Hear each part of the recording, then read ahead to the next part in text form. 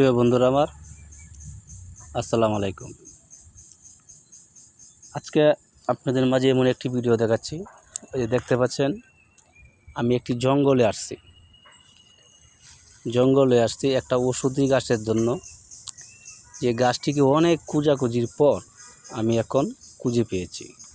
তো সেই গাছটি কীরকম গাছ আপনারা অবশ্যই দেখলে চিনতে পারবেন। আমি গাছের পাতাগুলো দেখাচ্ছি আপনাকে।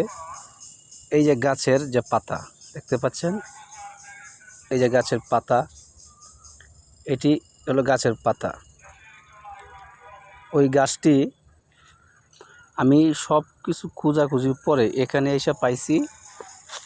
এখান থেকে গাছের জড় যে পর্যন্ত গেছে সেখান থেকে একদমে এই গাছের জড় থেকে টান দিয়া তোলা হয়েছে। তুলিয়া এখন আমার কোমরের মধ্যে বাঁধছি। সেই লটটাকে বেঁধে আমার কোমরে বেঁধে দিয়েছি। কারণ হলো সেই লতের সেই গাছের কার্যকারিতা হলো যে নাভির ভিতরে, আমাকে কিশোরগঞ্জের আঞ্চলিক ভাষায় বলে যে আতি লড়ছে, আবার কোনো কোনো জায়গায় বলে যে নাভ ঢিলা হয়েছে, এরকমভাবে অনেকে বলে। তো প্রিয় দর্শক, আমি আপনাদের দেখাচ্ছি আমি কোথায় লটটা বাঁধিয়েছি। এই দেখেন, এই দেখতে পাচ্ছেন আমার কোমরের মধ্যে বাঁধিয়েছি সেই লটটাকে।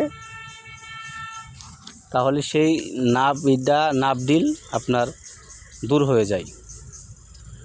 প্রিয় দর্শক, সেই গাছটি এখন পাওয়া যায় না। আপনারা পাতাটি চিনতে পারছেন, অবশ্যই দেখলে চিনতে পারছেন। এটি অনেক জায়গায় আছে। যদি আপনাদের কারো সমস্যা এরকম হয় তাহলে সেই গাছের পাতাটা চিনে রাখেন। এটাকে আমাদের দেশে বলে মুসিলতের গাছ, আর কোন জায়গায় কী বলে আমি তা বলতে পারি না। এই যে গাছের পাতাগুলো দেখতে পাচ্ছেন, আমি আপনাদেরকে স্পষ্ট করে দেখাই। এটা আমাদের দেশের ভাষায় বলে মুসিলতের গাছ। এই গাছটা এখন অনেক জায়গায় পাওয়া যায় না। প্রিয় দর্শক, আমি একটা জঙ্গলে আসছি এই গাছটিকে কুড়িয়ে নেওয়ার জন্য। এখন আমি আমার কোমরের মধ্যে বেঁধে দিয়েছি। এখন আল্লাহর রহমতে একটু